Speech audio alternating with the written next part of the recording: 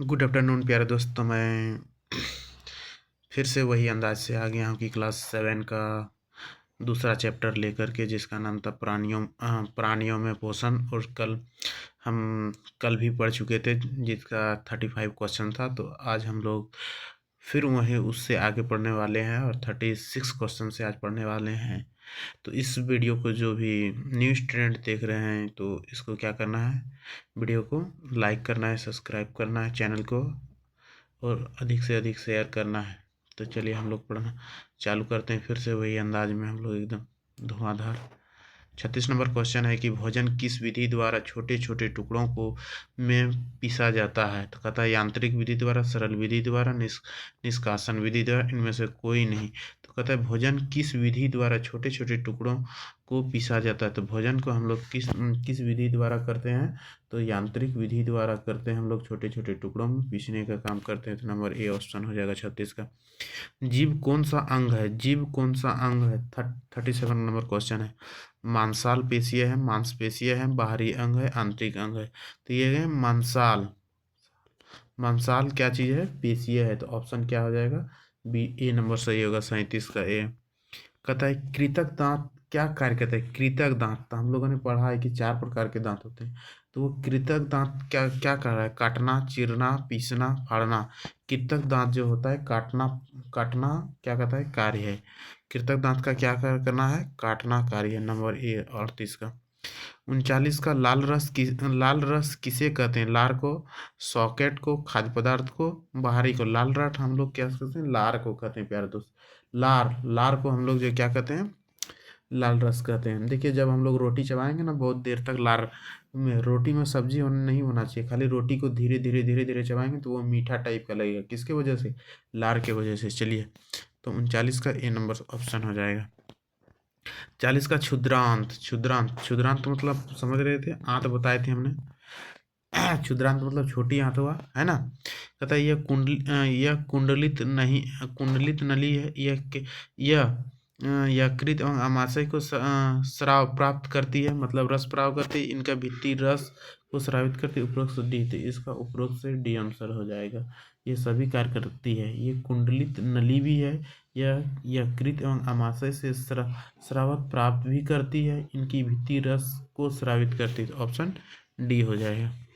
चलिए, तो 41 का अग्नाशय कहाँ कहाँ स्थित होता है।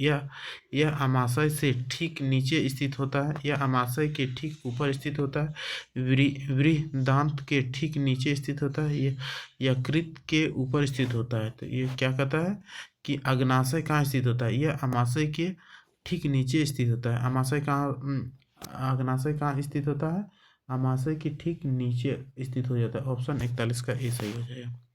42 का कहता है शरीर में उदर उदर के ऊपरी भाग में दाहिनी ओर कौन सी ग्रंथि अवस्थित होता है। उदर के दाहिनी भाग में, ठीक है, कौन सी अवस्थित होता है, ग्रंथि अवस्थित होता है। कहता है अमाशय, अग्नाशय, यकृत। तो सी, तो यकृत अवस्थित होता है। उदर के दाहिनी भाग में क्या अवस्थित होता है, तो यकृत अवस्थित होता है।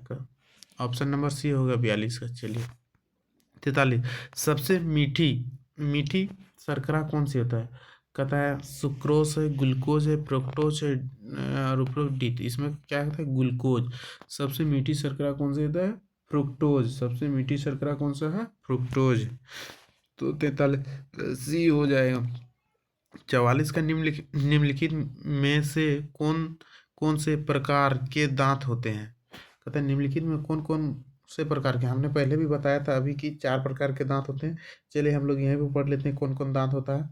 एक नंबर क्या होता है, कृतक। कृतक, कृतक या रदनक दोनों का एक ही नाम हो गया, ठीक है। कृतक या रदनक।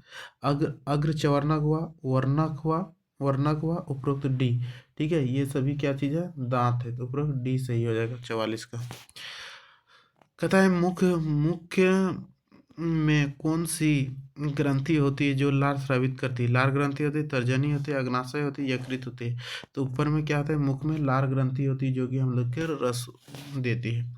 चबाने एवं पीसने वाले दांत को क्या कहते हैं, कृतक कहते हैं। अग्रचवर्णक, चवर्णक से कहता है कि डी। तो बी और सी क्या कहते हैं कि अग्रचवर्णक और चवर्णक कहते हैं। क्या कहते हैं, चबाने एवं पीसने वाले दांत को क्या कहते हैं, अग्रचवर्णक या चवर्णक कहते हैं। ऑप्शन डी सही हो जाएगा 46 का। 47 निगला हुआ भोजन किस नली में जाता है? निगला हुआ ग्रास नली में, ग्रासिका में, ए बी दोनों, क्षुद्रांत में। तो क्या कहता है? ए बी दोनों में जाता है। ए बी दोनों का कहने का मतलब ग्रास नली में भी जाता है, ग्रासिका में भी जाता है, इसी के माध्यम से आमाशय में जाता है। ठीक है। कहता है कि लाला रस चावल के मंड को किसमें बदल देते हैं। कहता है सेल्यूलोज में, शर्करा में, लैक्टिन में, एमिनो अम्ल में। तो कहता है कि लाला रस चावल के मंड को किसमें बदल देते हैं? शर्करा में बदल देते हैं। किसमें बदल देते हैं? शर्करा में। 48 का बी आंसर सही हो जाएगा। अब 49 नंबर, श्वास नली में खाद्य कणों के प्रवेश का क्या कारण होता है? कहता है श्वास नली में खाद्य कणों के प्रवेश का क्या, जैसे हम लोग सांस लेते हैं तो देखिए खाते खाते हम लोग जब सरकते हैं ना तो नाक में कभी कभी भोजन आ जाता है। तो वो कहता है किस चीज़ का कारण है जो कि हमारे नाक में भी भोजन आ जाता है? वो कारण खाते समय बात करने से, खांसी उठने व हिचकिचाने आने से, भोजन चबा चबा कर न खाने से, ए बी दोनों। तो क्या कहता है? ए बी दोनों है। कहता है कि खांसी उठने व हिचकिचाने से भी आ जाएगा। ठीक है। और भोजन चबा चबा कर न खाने से भी आ जाएगा। तो ऑप्शन क्या हो जाएगा? डी हो जाएगा। इसके लिए हम लोगों को भोजन चबा चबा कर खाना चाहिए। जीभ द्वारा हमें किस स्वाद का अनुभव होता है? नमकीन, मिठास, खट्टे। तो उपरोक्त में से सी। बिल्कुल ऑप्शन डी सही हो जाएगा कि क्या नमकीन का भी स्वाद जी ही देता है, मीठा खट्टा सब चीज़ का स्वाद हमको जी ही देता है, जितना भी स्वाद लेना रहता है। तो 51 नंबर क्वेश्चन, भोजन के साथ आए जीवाणुओं में कौन नष्ट होता है? कहता है भोजन के समय आए जीवाणुओं में कौन नष्ट होता है? अम्ल, क्षार, लवण, रस। तो कहता है क्या? भोजन के साथ आए जीवाणुओं को नष्ट करता है। कौन नष्ट करता है? अम्ल नष्ट करता है। ये नंबर ऑप्शन सही हो जाएगा। कहता है आमाशय क्या कार्य करता है? पदार्थों का विघटन करता है, पाचन, रस स्रावित करता है, ए बी दोनों। तो उपरोक्त डी। तो क्या करता है? क्या ए बी दोनों। कहता है आमाशय का कार्य पदार्थ का विघटन करना, पाचन, रस स्रावित करना, आमाशय का। ठीक है। विघटन मतलब तोड़ना होता है, खंडन। आमाशय की आंतरिक स्तर के कौन सा सुरक्षा प्रदान करता है? श्लेष्म करता है, पाचन रस करता है, हाइड्रोक्लोरिक अम्ल करता है, पित्तरस करता है। तो क्या कहता है? आमाशय की आंतरिक रस को कौन सुरक्षा प्रदान करता है? कौन करता है? कि श्लेष्म करता है। ऑप्शन 53 का ये हो जाएगा। जवाब आमाशय क्या है? आमाशय मोटी भित्ति वाली एक थैली नामक संरचना है। यह चपटा एवं यू की आकृति का होता है। यह आहार नाल का चौड़ा भाग है। उपरोक्त से डी। बिल्कुल डी। क्या कहता है? कि आमाशय की डी नंबर हो गया आंसर सही हो जाएगा। ठीक है। आमाशय मोटी भित्ति वाली एक थैली संरचना भी है। यह चपटा एवं यू आकार की भी है। यह आकार नाल का चौड़ा भाग है। उपरोक्त डी सही हो जाएगा। कहता है 55 आमाशय की आंतरिक सतह किसको स्रावित करता है? हाइड्रोक्लोरिक अम्ल को, पाचन रस को, श्लेष्म को, उपरोक्त डी। तो क्या होता है? उपरोक्त डी को करता है। कहता है आमाशय की आंतरिक। अभी तो क्वेश्चन यही पढ़े। जीभ का उपयोग है पचाने में, चबाने में, हंसने में, चबाने में। तो कहता है चखने में। जीभ का हंस क्या चीज में है? चखने के लिए कार्य किया जाता है ऑप्शन के अनुसार। ठीक है। कहता है यकृत किस रंग की ग्रंथि होती है? लाल भूरे रंग की, भूरे काले रंग की, काले पीले रंग की, नीले पीले रंग की। यकृत जो होती है किसके रंग की होती है? लाल भूरे रंग की होती है। फिर तो 57 का ये हो जाएगा। 58 एमिनो अम्ल में कौन सा परिवर्तित होता है? अमीनो अम्ल में कौन कौन परिवर्तित होता है? प्रोटीन, कार्बोहाइड्रेट्स, वसा, विटामिन। तो क्या कहते हैं? एमिनो अम्ल में कौन परिवर्तित होता है? तो प्रोटीन जो होता है एमिनो अम्ल में परिवर्तित होता है। कौन परिवर्तित होता है? प्रोटीन एमिनो अम्ल में परिवर्तित होता है। कहता है रुमेन क्या है? हमने बताया था रुमेन। कहता है घास को जल्दी जल्दी निगलना, घास को जल्दी निगल कर अपने भंडारित करना, भोजन को निगलना, घास को चबाना। तो कहता है क्या कि घास को जल्दी जल्दी निकल कर अपने भंडारित करना ही रुमेन कहलाता है। 59 का बी सही हो जाएगा। 60 नंबर, क्षुद्रांत की लंबाई। हमने बताया था क्षुद्रांत छोटी आंत की लंबाई।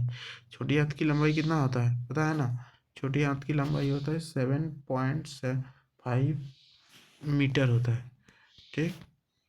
कहता है अग्नाशय किस रंग के होते? पीले, नीले, हरा, काले, तो अग्नाशय जो होता है पीले रंग का होता है। कैसा रंग का होता है?